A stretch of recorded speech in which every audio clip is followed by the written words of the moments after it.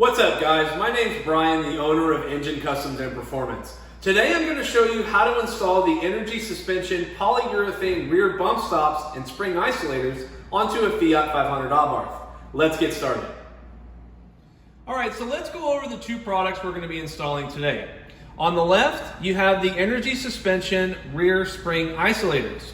Now the purpose of these is to replace the OEM rubber ones, which can't always withstand when you're taking the vehicle to the track, or if you're installing lowering springs, which many of you have lowering springs installed on your Fiat. These will simply last longer and actually drop the vehicle a little bit lower in the rear. On the right, we have the energy suspension rear bump stops. Now the purpose of these bump stops is to replace the OEM ones that have a tendency to come apart over time. Also, if you're lowering your vehicle, the OEM bump stops at that point are too long. So instead of cutting those bump stops, it's best to replace them with one that's designed for vehicles that are lowered, and since they're polyurethane, they're going to last way longer. If you're interested in purchasing the energy suspension rear spring isolators or the energy suspension rear bump stops, you can do so directly on our website at enginecustomsandperformance.com. These products are sold separately. So let's go over the tools you're going to need to get the job done. Check it out. You're going to need a drill, a regular impact, and a heavy duty impact. You're going to need a swivel socket, also known as a joint adapter socket, a 14mm and 17mm socket, as well as an E18 socket, a pair of safety glasses, a 3/8" drill bit, and either a puck or a wooden block.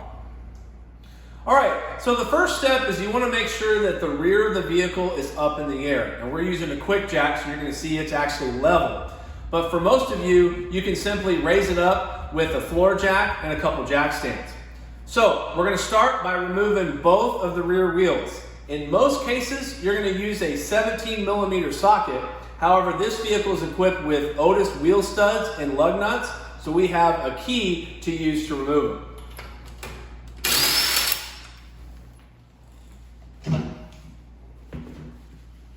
Now do the same thing on the other side. Alright, so underneath the vehicle, we're going to start on the passenger side. I've got a bottle jack set up, which you can also use a floor jack. Either one works just fine. And I've got a rubber puck here, which is going to put pressure here. Now the reason we want to put pressure is so we can remove this bottom bolt that secures the shock. So I'm going to put some pressure by raising up the jack. Now I'm not going to be raising the vehicle at all, so using something like a rubber puck or even a wooden block is perfectly fine. So now that I have pressure, I'm going to take my E18 socket to remove the bolt.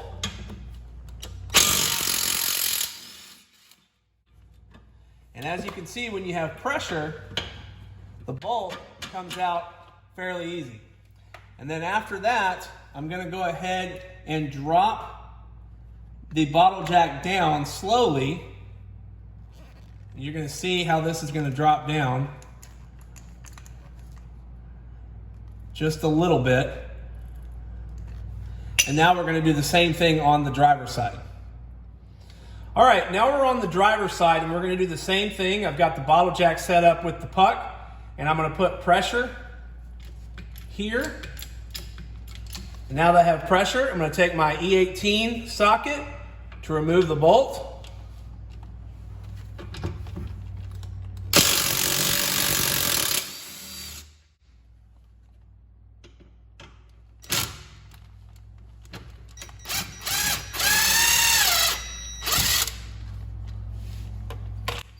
Okay, now we have both bolts removed, the one on the passenger side and on the driver's side. So you're going to see as I release pressure, all of this is going to lower down.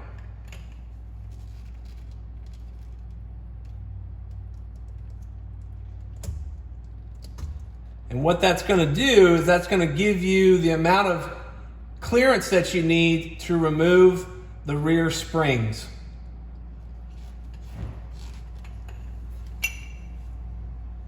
Okay, now I'm going to go ahead and put my hand on the rear torsion bar, and I'm going to push up so that I can remove the jack. And that's going to allow this to come down further. And then you can just simply let it hang. All right, now we're going to remove the rear springs. Just push up, and then it's going to come right out.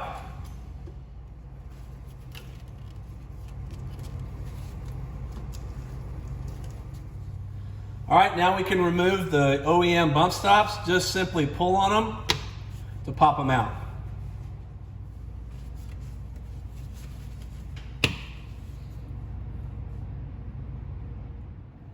All right, so let's take a minute to compare the OEM bump stops with the energy suspension bump stops. Now, the first thing you can see is these bump stops are definitely shorter than the factory ones. Now, in most cases, you'll find that these rear bump stops are in terrible shape. They're coming apart here, they're missing, but actually with this vehicle, they're not in bad shape. But since this vehicle is lowered, we still need to put these on. Now, the other thing I want to notate, the factory bump stops install at the top of the spring, whereas these install at the bottom of the spring perch.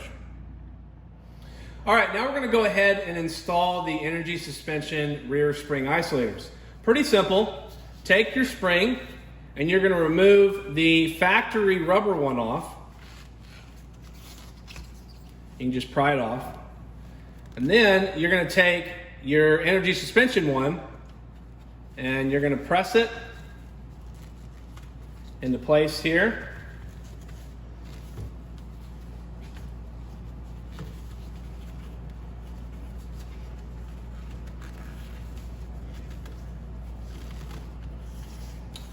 So then what you're going to see is the end of the spring lines up here, like so. Now, it's not going to look like it's even, but once it's actually in the car, everything will line up. So we're going to do the same thing with the other one.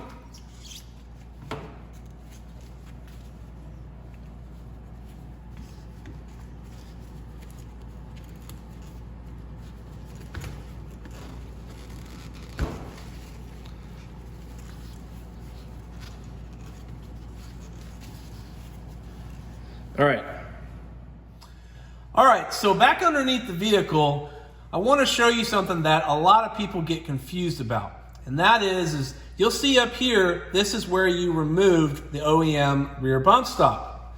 Now, many people try to say, okay, well, I'm going to put this bump stop up here. Makes sense, right? But there's nothing to secure it to. That's because this bump stop doesn't install here.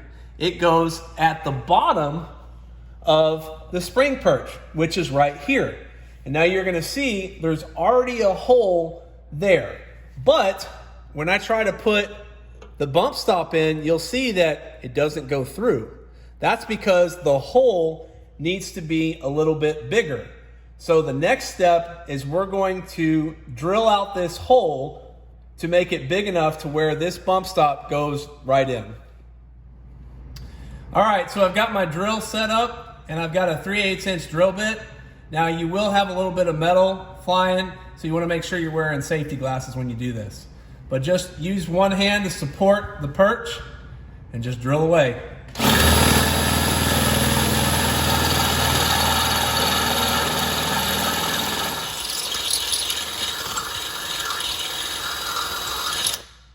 All right, so now that we have the hole big enough, take your bump stop and it slides right on in. All right, now we're going to do the same thing on the driver's side.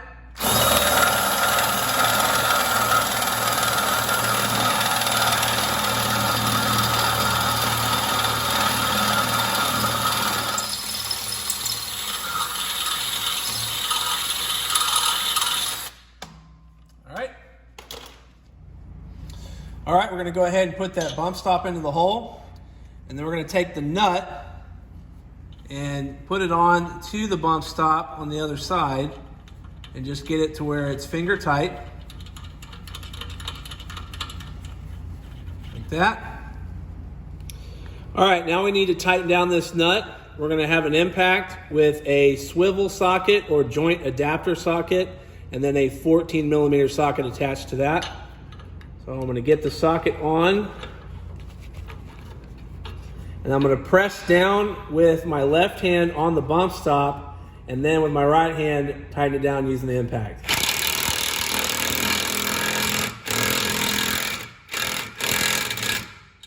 All right, here we are on the passenger side, tightening this nut down.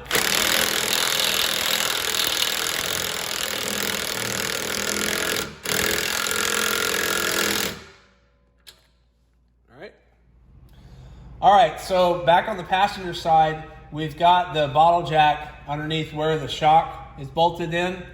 So what we're gonna do is we're gonna start by raising this back up just enough to where the spring will sit right here without falling out. So I'm gonna go ahead and test it like this, put it back into place to where it kind of, you can see here the spring kind of rests against the bump stop, and I'm going to put the other spring on, and then we can raise it up the rest of the way. All right, now we're going to raise it up the rest of the way, all the way until the bottom of this shock, the hole here lines up with this hole.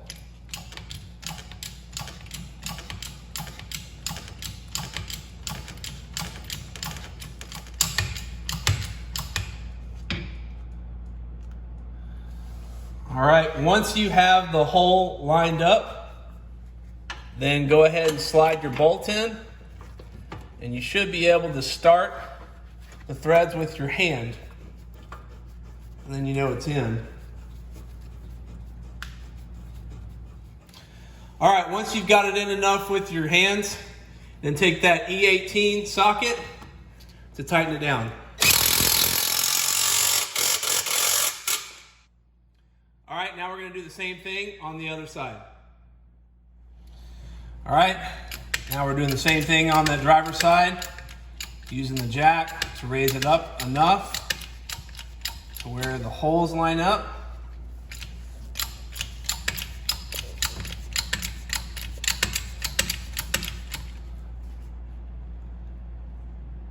Okay.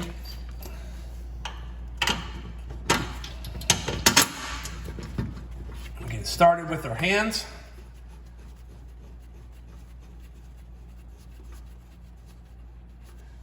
And then tighten it down with that E18 socket.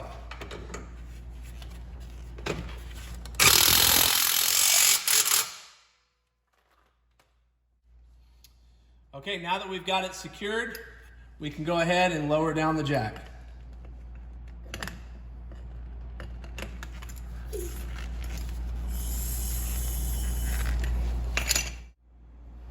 All right, last step is to go ahead and put both wheels back on, lower the vehicle down, and torque the wheels to spec, and you're done.